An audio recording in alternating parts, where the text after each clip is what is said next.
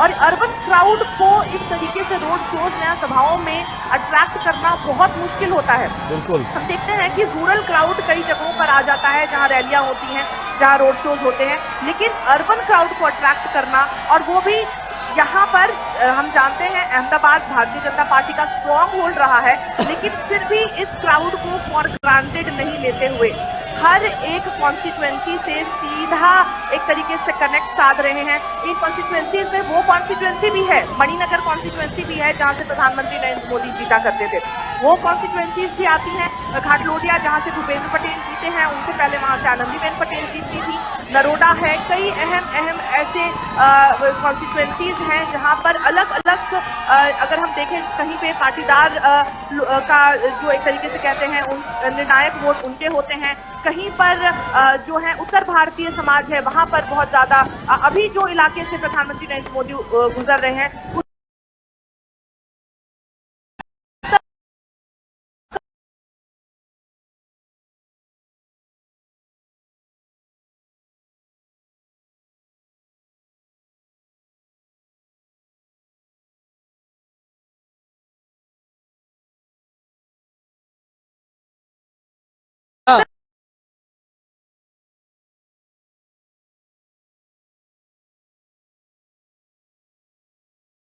में दिखाई पड़ रहे हैं। ये भी दिखाता दर्शाता है किस प्रकार से लोग उत्साहित हैं प्रधानमंत्री के स्वागत और इस्तकबाल के लिए। न सिर्फ हजारों की संख्या में लोग पहुंचे हुए हैं, प्रधानमंत्री को एक तरीके से उनके एक झलक पाने के लिए वो प्रयत्नशील नजर आ रहे हैं, बल्कि आतिशबाजी का नजारा, फूल वर्षा भी बहुत कुछ कहता है। मेघना अपनी बात पूरी करें।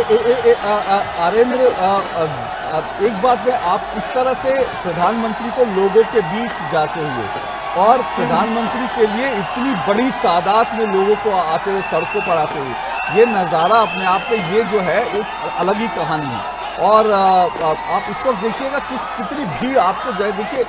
सड़कों पर जो दृश्य दिखाई दे रहा है वो अपने आप में अद्भुत है। और प्रधानमंत्री इस वक्त फिर लोगों से इशारा कर रहे हैं, हाथ जोड़ कर नमस्ते भी कर रहे हैं और लोगों से साथ साथ इशारा भी कर रहे हैं थोड़ा सा आप दूर रहे, क्योंकि देखिए यहाँ पर लोग सड़कों पर एकदम आ गए हैं। यहाँ पर लोग सड़क के बीच में आ गए हैं, प्रधानमंत्री हाथ से इशारा कर रहे हैं कि भाई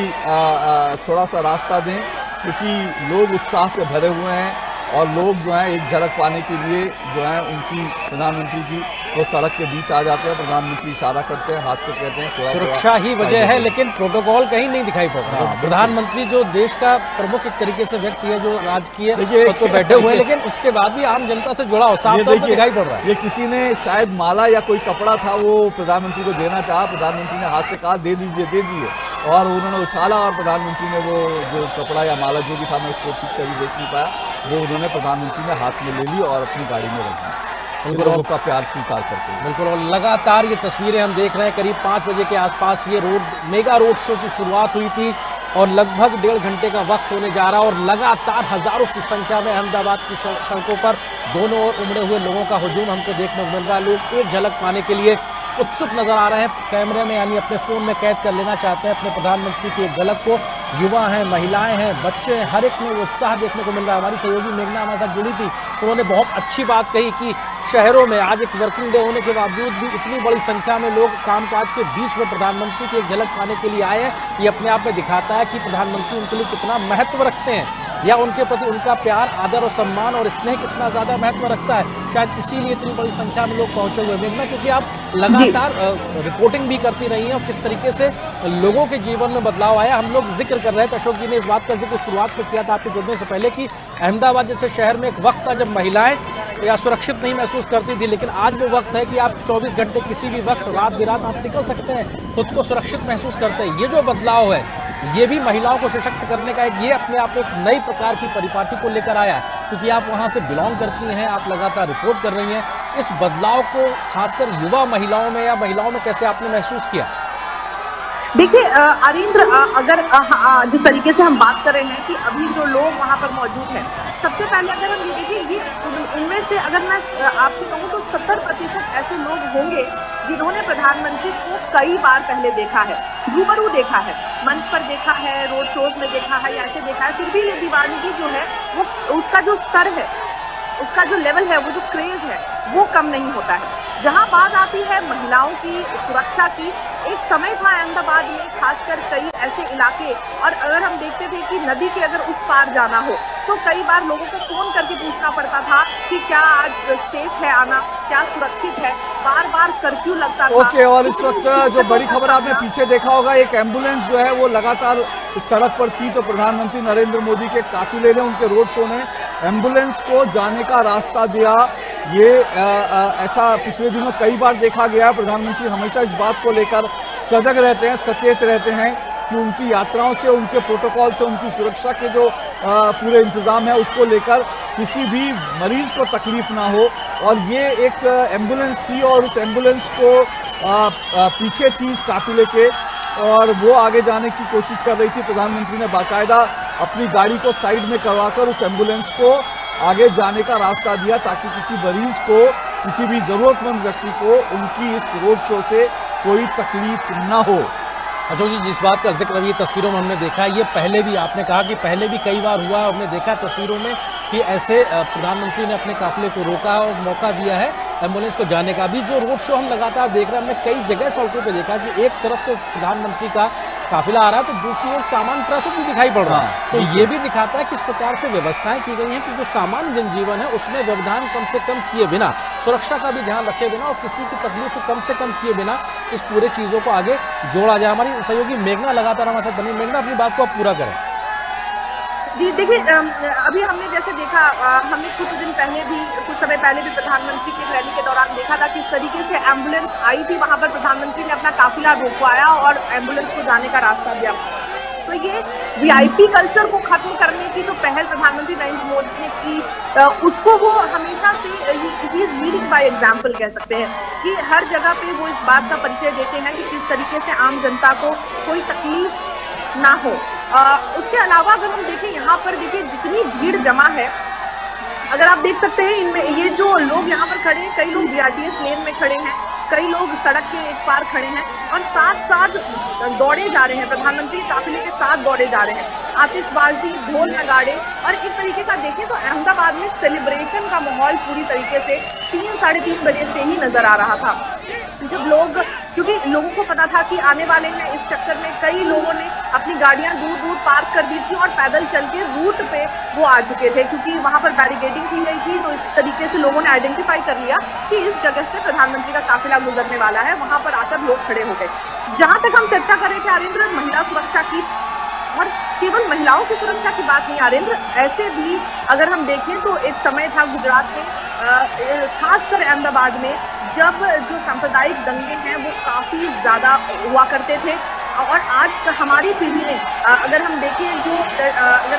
20s के बाद जो मिलेनियल्स जिन्हें कहते हैं, उन्होंने शायद कर्फ्यू देखा भी नहीं होगा।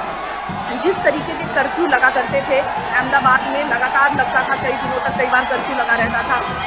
लोगों को आने जाने में दिक्कत होती थी, महिलाओं को आने जाने में दिक्कत होती थी। और आज जब लोग यहाँ आते हैं, खासकर प्राप्ति के दौरान आते हैं, तो वीडियोस बनाकर सोशल मीडिया पर हैरानी व्यक्त करते हैं कि कैसे रात को 2-3 बजे महिलाएं स्कूटी लेकर और गहनों से लदी हुई और पूरा तैयार होकर और गरबा खेलने जाती हैं और सेफली घर भी आती हैं। तो ये हैरानी भी कई लोगों को होती है। जिस तरीके से अभी अशोक जी ने भी कहा कि अभी कई एम्बेसडर्स भी आए हुए हैं गुजरात। अगर हम देखें, डेनमार्क के एम्बेसडर आए हुए हैं, स्वेन फ्रेडी। अगर हम देखें तो सिंगापुर के, ऑस्ट्रेलिया के हाई कमिश्नर भी आए हुए हैं, उसके साथ ब्रिटेन, यूके के भी हाई कमिश्नर यहाँ पर आए हुए हैं। तो वो भी ये देख रहे हैं कि किस तरीके से इतना हाई वोल्टेज, अगर हम कहें तो एक हुजूम यहाँ पर जनसागर, जन सैलाब उमड़ पड़ता है प्रधानमंत्री नरेंद्र मोदी जब यहाँ पर आते हैं। और उसके साथ ही देखिए, ये जो अब हम देख रहे हैं कि पॉलिटिकल जो कैंपेनिंग है वो केवल जनसभाओं तक सीमित नहीं रह गई है। जिस तरीके का प्रधानमंत्री नरेंद्र मोदी ने इस बार, जो खासकर हमने देखा सूरत में जिस किस्म का रोड शो हुआ, वापी में जिस किस्म का रोड शो हुआ, और अहमदाबाद का रोड शो ने तो सभी रिकॉर्ड नजर आ रहा है, साफ तौर पर सभी रिकॉर्ड तोड़ेगा अहमदाबाद का रोड शो। लेकिन उसके साथ ही सोशल मीडिया कैंपेन को भी इस बार बहुत ज्यादा साफ तौर पर दिख रहा है कि वॉर ऑन सोशल मीडिया भी जारी है। तो कई चीजों का अब देख रहे हैं, जो ट्रेडिशनल मेथड ऑफ कैंपेनिंग है जी, हटकर नए मेथड, सीधा संवाद, सीधा संपर्क साधना, बिल्कुल परंपरागत सोच से आगे बढ़ते हुए नए प्रकार से जनता से जुड़ाव और संवाद। हमारे सहयोगी संदीप झा भी हमारे साथ में जुड़े हुए। संदीप, हर चुनाव में कई बार कुछ ऐसे मौके आते हैं जो टर्निंग पॉइंट होते हैं, जीत का कारण बनते हैं, या फिर जीत की बढ़त को बढ़ाने में एक टर्निंग पॉइंट की तरीके से काम करते हैं। ये जो मौजूदा तस्वीरें हम इस वक्त देख रहे हैं गुजरात के मौजूदा विधानसभा चुनाव के लिहाज से कैसे इसका आकलन करते हैं आप?